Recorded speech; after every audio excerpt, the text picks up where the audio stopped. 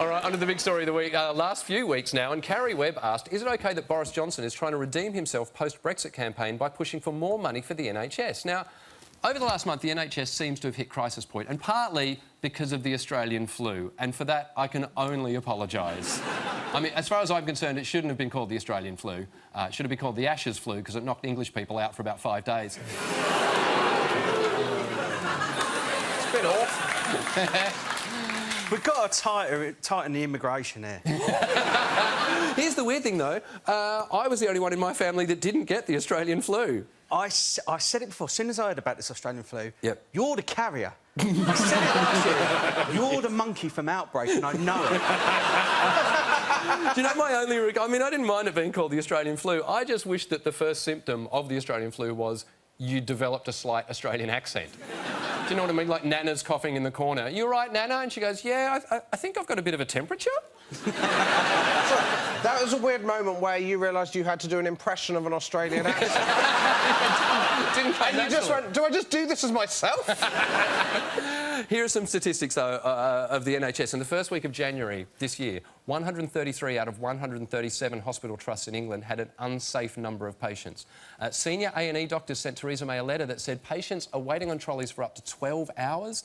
Thousands are being left stuck in the back of ambulances. More than 120 patients a day are being managed in corridors. The NHS is in such a bad state that kids aren't even playing doctors and nurses anymore because the hours are too long.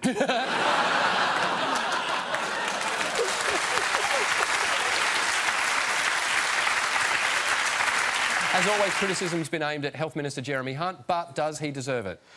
Well, as you know, I like my statistics, and I've crunched the numbers on this with Jeremy Hunt. And I still think with him, it's kind of basically breaks down as 40% difficult job, 60% is just a bit of a prick. And I think, honestly, if the NHS was doing amazingly, Jeremy Hunt suffers from what is commonly known as one of them faces. You know, like, it's like he knows something you don't. Yeah. So he'd still think he was a prick, even if it was doing well, but it ain't. And if it was doing well, then they could probably afford to fix one of those faces as an elective surgery option. Emotions ran high in the House of Lords yesterday. Dame Tessa Jowell, who has terminal brain tumour, gave this amazing speech saying that Britain needs better cancer treatment. Tears all round. It really garnered public support. It would make you think that a member of Cabinet saying we should give more funding to the NHS would then get cheers from the general public. But the problem is, when that comes from Boris Johnson, you assume there's an ulterior motive behind it. But this is the problem with Boris Johnson, because I agree with him in this situation, but on the other hand, it's Boris Johnson. Yeah. It's that difficult thing of going, can I like a policy that comes from Boris Johnson? Similar to, like, can I enjoy a film by Woody Allen? It's that kind of...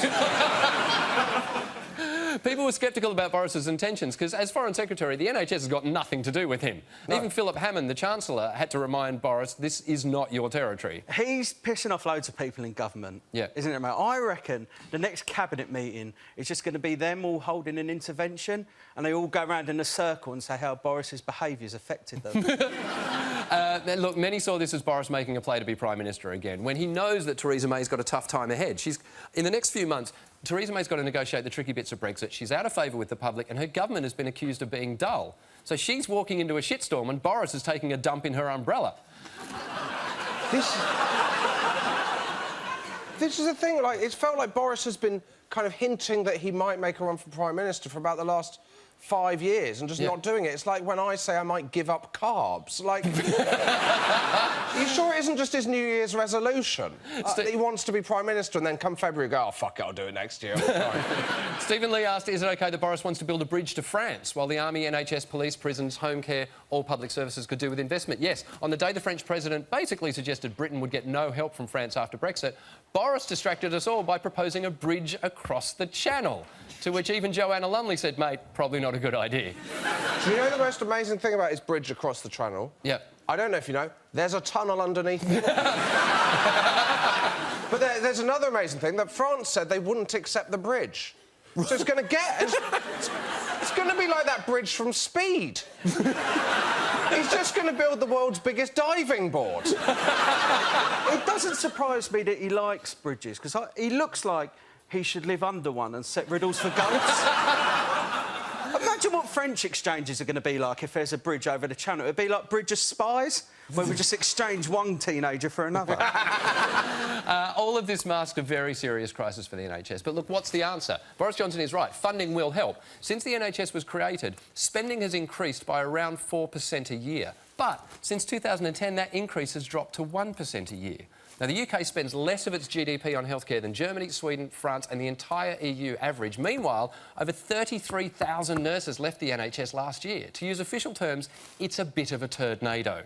So, if the government aren't going to chip in, how can we raise money for the NHS? What are your suggestions? Well, obviously, I think it should be free at the point of, you know... So, yeah.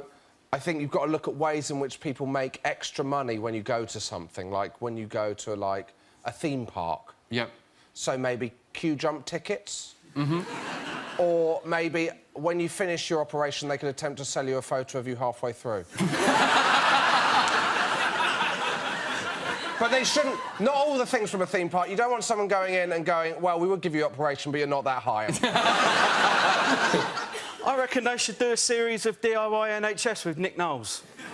Oh, and, OK. like, every week, him and a team of builders go into, like, A&E, like, do someone's broken leg with some MDF, and if they need to clear the waiting room, he can just sing a song from his album.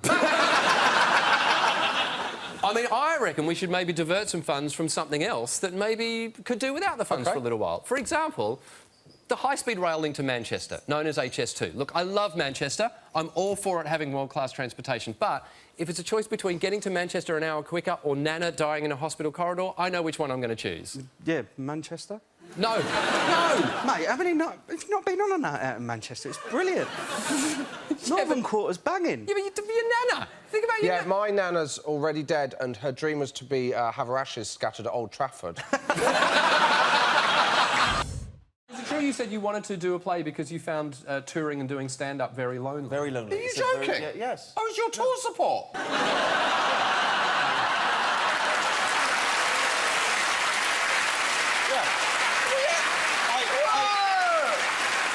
I found it lonely and depressing.